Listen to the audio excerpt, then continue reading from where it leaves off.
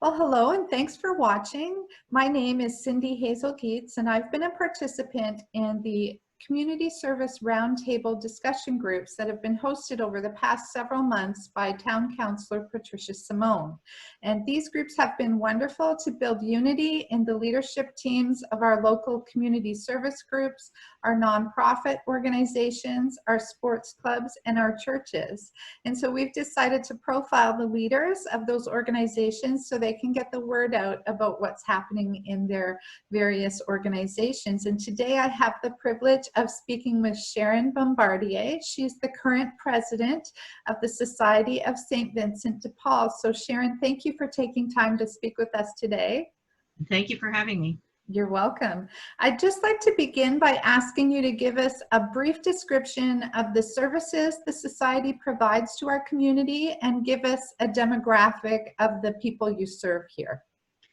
Okay, basically we serve anyone in need in the community, and our conference serves the boundaries of Amherstburg on the north Texas Road and on the east Howard Avenue, and then out to the lake and the river on the south and west sides.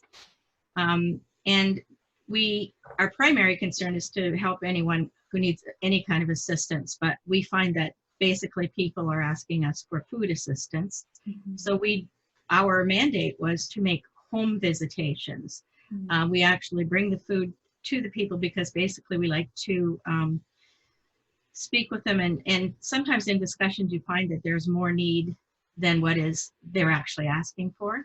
Right. So with COVID, however, we've had to we still do the home visits. Our people are still willing to do that, but we basically leave groceries on the doorstep and have the people say, okay, here they are, wait till we leave and then you can pick them up. And that's basically what we're doing at this point.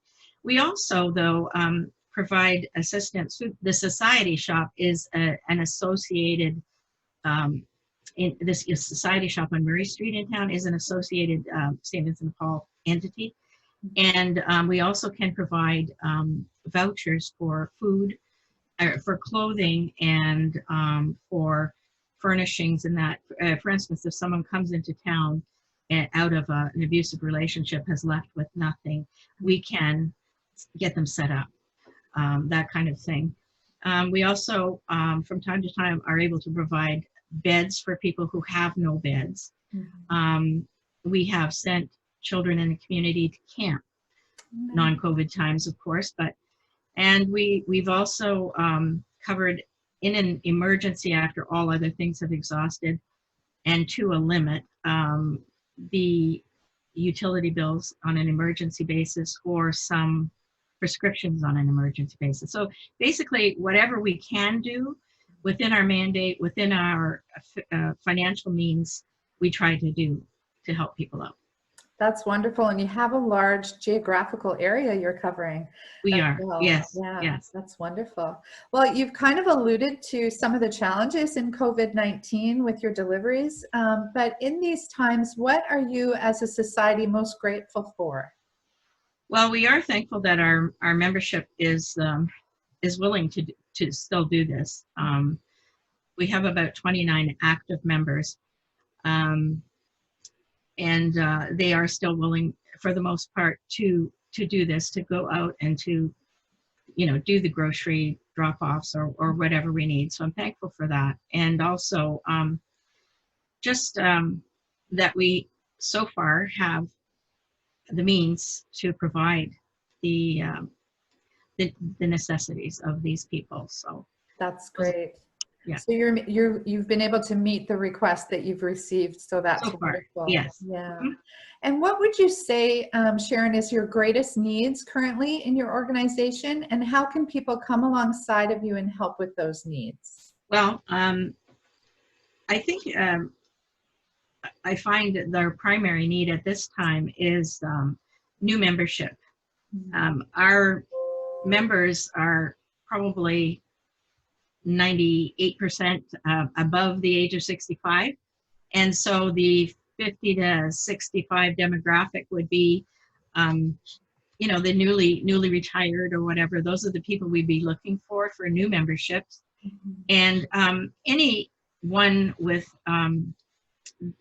like our society is a Catholic society, but we are not limited to serving, we'll serve anyone, and we're not limited to membership only being Catholic, but we do, at our meetings, we have prayer and that. So a person would have to be, of a mind to accept that as a part of being a member. But we're looking for anyone who would be wanting to feel committed to helping poor people. We are also a very quiet society. In other words, we really maintain the integrity of the people we serve. We don't share their names or anything. So we ask that of the members to maintain that integrity.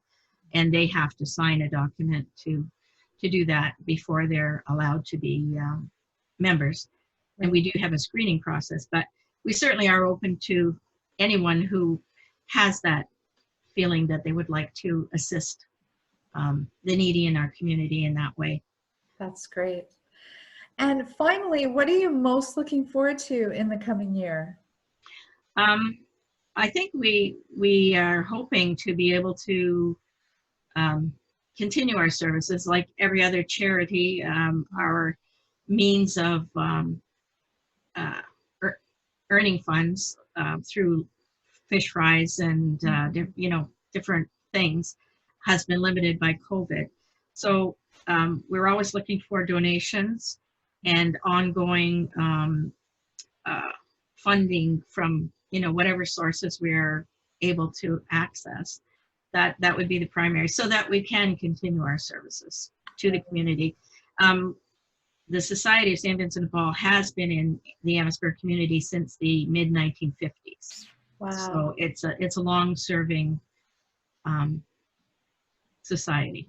Real longevity. And yes. Yeah, so through this video, hopefully we'll get the word out about your needs. Yes, because we don't have a building per se, and we're not high, we're not high visibility in the community. We work quietly with the people that we serve.